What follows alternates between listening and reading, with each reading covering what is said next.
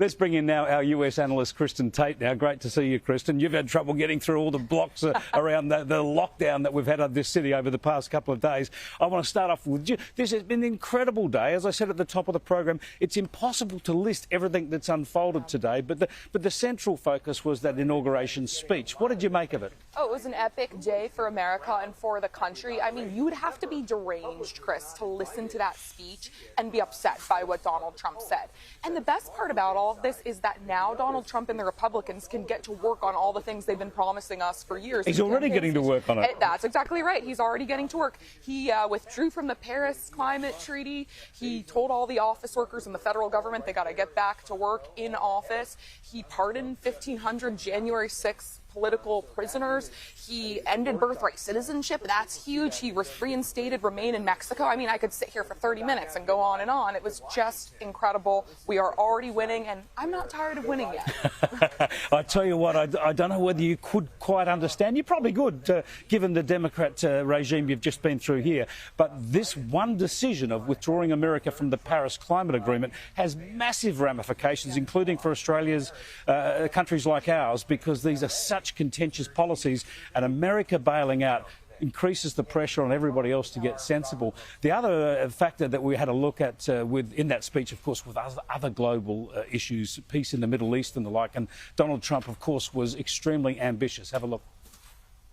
My proudest legacy will be that of a peacemaker and unifier. That's what I want to be, a peacemaker and a unifier. I'm pleased to say that as of yesterday, one day before I assumed office, the hostages in the Middle East are coming back home to their families.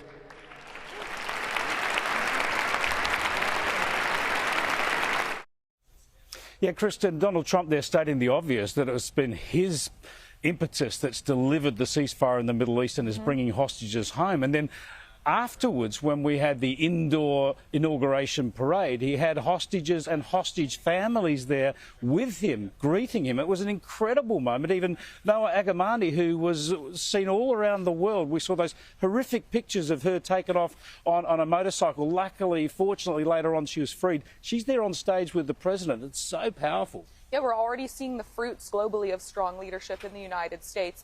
And I have to say, it was just so refreshing to finally have a leader who talks about not just America, but the world as being on the rise, instead of just accepting sort of this managed decline. This is sort of an idea that the elites in this country have accepted for the last 4 years. And it was great to just feel like we're back, we're strong, and the best days are ahead. OK, let's have a cheeky one here, because this is what amazes me about Trump. At times, it infuriates me, and other times it just makes me laugh along with him, and that is the man's giant ego. This man has so much self-belief. Why wouldn't he, I suppose, after the greatest political comeback of all time? But here's a sample of some ego in Donald Trump's speech. I was saved by God to make America great again.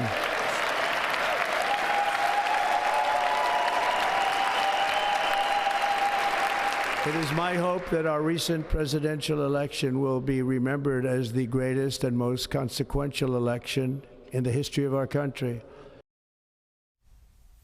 Wow, does he really believe he was saved by God to lead the nation? Do people indulge him on this ego trip, or? Well, I believe that he thinks he was saved by God when he avoided being assassinated by a fraction of an inch. I mean, that really did seem to be an act of God. But look, we all know Trump has a larger-than-life personality. That's part of what makes him so fascinating, and part of the reason why the entire world is just watching every move he makes with just utter fascination right now. Well, the other aspect of his speech was highlighted a key part of his political agenda too, is taking up some of the culture wars and talking about things that to mainstream Americans and mainstream people around the world just seem like common sense. For instance, the biological fact that there are two sexes. Here's Donald Trump. I will also end the government policy of trying to socially engineer race and gender into every aspect of public and private life.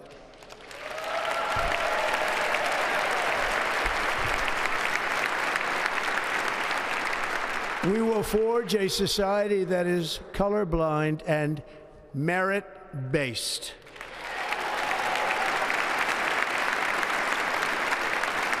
As of today, it will henceforth be the official policy of the United States government that there are only two genders, male and female.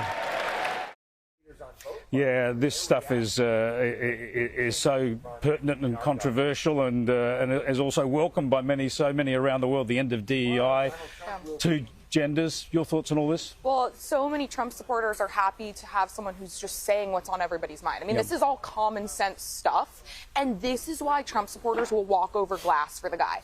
I've been with Trump supporters my whole time here in D.C., and they will stand out in the cold for hours just to get a glimpse of this president or to hear him speak. I mean, people were out there waiting in the frigid cold, often without adequate clothing, because they're so passionate about this president, and this is why, because he gives voice to common sense. This should not be controversial stuff anymore, and the fact that it has shows how far the left has gone off the cliff. That's exactly the point. So many people agree with the stuff, but they have to pussyfoot around it. They're scared to do it, especially politicians. Not and anymore, people though. Well, this is Trump made it safe. Yeah, he did make it safe. I want to go to one aspect of this that troubles me, and I don't know whether Trump will ever make amends for it in a way. And have a look at the pictures here, because there were events very early in the day, prayer services and meetings, meet and greet at the White House and all the rest of it, where the Bidens were with the Trumps. Now, this is a wonderful, polite and generous way to have a peaceful transfer of power, and it's become very much part of the inauguration tradition. But of course, this is something that Donald Trump denied the Bidens when he lost the last election. He just left town, didn't even attend the inauguration. He didn't give that crucial loser's consent that's fundamental to democracy. Do you think he might regret that now? Because this was a lovely touch today. I don't know if he does regret it, because I think Donald Trump truly believes the last election was stolen, and he repeated that actually several times today. I thought it was classy of Biden to do that, although we don't have to forget the fact that Biden's last act as president was pardoning his whole family. Well, this is the defender of norms, the defender of democracy, pardoning his whole family on his way out the door. You have preempted my thinking there, because I was being nice to the Bidens there, because it was a nice touch and they did the right thing there, but it's a disgraceful day for them. Joe Biden leaves the presidency now a greatly diminished figure, if that was even possible, because he was shamefully now preemptively pardoned his whole family. Now, this means all the allegations that we've heard over many years that most of the media have ignored about Hunter Biden and the family being involved in enriching themselves through Joe Biden's political power. There's got to be a huge sense that there's substance there. Yeah, these pardons were extraordinary. You know, usually a pardon is specific to a certain class of crimes. This was very blanket. Just anything they may have done is pardoned. And it sets a very scary precedent for presidents going forward. I mean, presidents may just do this now as a standard practice. And it's quite ironic that this is the man the media has held up for years as being the defender of norms, this great savior of democracy. But am I surprised it happened? No. I will say I think Joe Biden's quite happy going off into the sunset, because he thinks that the media wishes that they never replaced him with Kamala Harris. Yeah, well, let's just have a look then at, I think, one of the most bizarre events today. It turned out to be a lot of fun for everybody. That was the indoor inauguration parade. Here's some of the razzmatazz.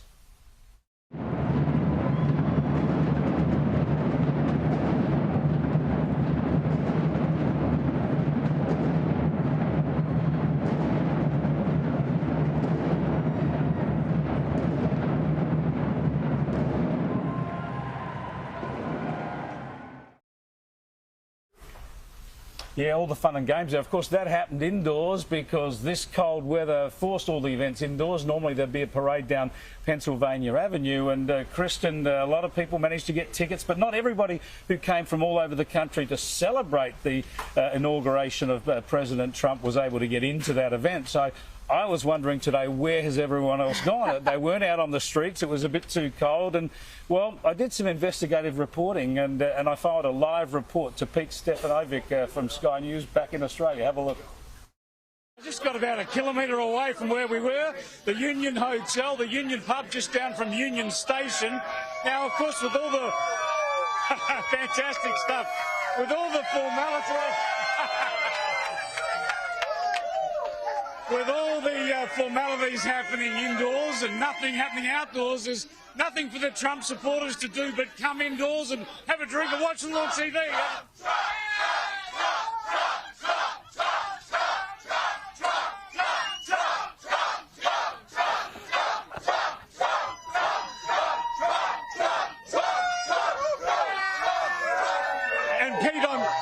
I'm told that earlier on today the TVs in here were on CNN, but they've quickly switched them over to Fox News and everybody's enjoying. Let's chat to a couple of people here. What about you, man? Tell us where you've come from and why. Hi, I'm Michelle from San Diego and my sister Wendy from Temecula. We are Californians for Trump because we want America to be given back to the people. God bless you, America.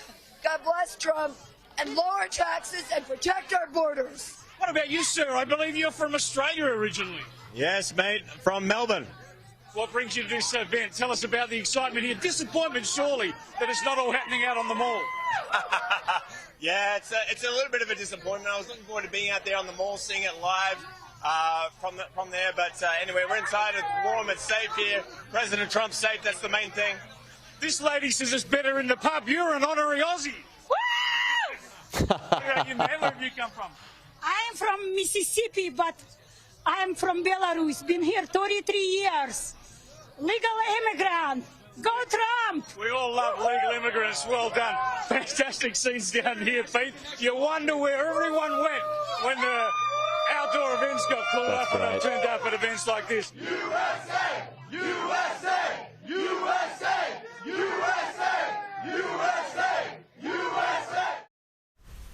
Well, there you go, Kristin. I was able to get warm in there for a while. And a little tip, if you're ever looking for an Aussie, go to a pub anywhere in the world and you'll find one. Makes sense.